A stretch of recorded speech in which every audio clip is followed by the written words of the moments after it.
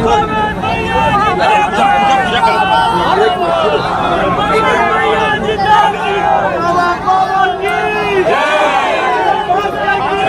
Friends, आप बहुत बढ़िया होंगे। वीडियो देखने के बाद आप लोगों को कुछ समझ में आएंगे होगा। अगर नहीं समझे तो प्लीज मेरे वीडियो को एक्स्ट्रा बनने पर डिटेल से समझाते हैं। आप लोगों को पता है पवन सिंह काराकाट पहुंच चुके हैं दोस्तों। सही सुने, पवन सिंह काराकाट पहुंच चुके हैं, क्योंकि देख सकते हैं इस वीडियो में किस तरह से पवन सिंह अपने काराकाट यानी सूर्यदेव मंदिर के दर्शन करके वहां से पवन सिंह अपनी रैली निकालने वाले हैं। सही से देख सकते हैं, साथ में ज्योति सिंह भी देख सकते हैं किस तरह से ज्योति सिंह ने भी रैली निकालना स्टार्ट करते हैं दोस्तों। तो सूत्रों के थ्रू पता चला है कि ज्योति सिंह भी बहुत जल्द वहां पे खड़ा हो रही है और काराकाट से ही पवन सिंह के विरुद्ध लड़ रही है। लेकिन कितना सच है ये सारे वीडियो आप लोगों को बता देना चाहता हूँ। इससे पहले मैं बता देना चाहता हूँ कि पवन सिंह का भी एक कल रैली आएगा और उसका भी अपडेट वीडियो देखने के लिए प्लीज। तो क्या लगता है कि ज्योति सिंह पवन सिंह को हरा पाएगी या नहीं? प्लीज ऐसे इसीलिए कहते हैं मेरे चैनल तो चैनल को सब्सक्राइब, वीडियो को लाइक करिए, क्योंकि वहां से कुछ भी अपडेट छूटता है तो प्लीज आप लोगों को तक मैं पहुंचाऊंगा। लेकिन ये है दोस्तों, क्योंकि आप लोगों को पता है कुछ दिन पहले पवन सिंह के काहे रूसेलू ये एक सॉन्ग रिलीज हुआ था और जाते ही ट्रेंडिंग में हुई, ये अभी तक ट्रेंडिंग में है।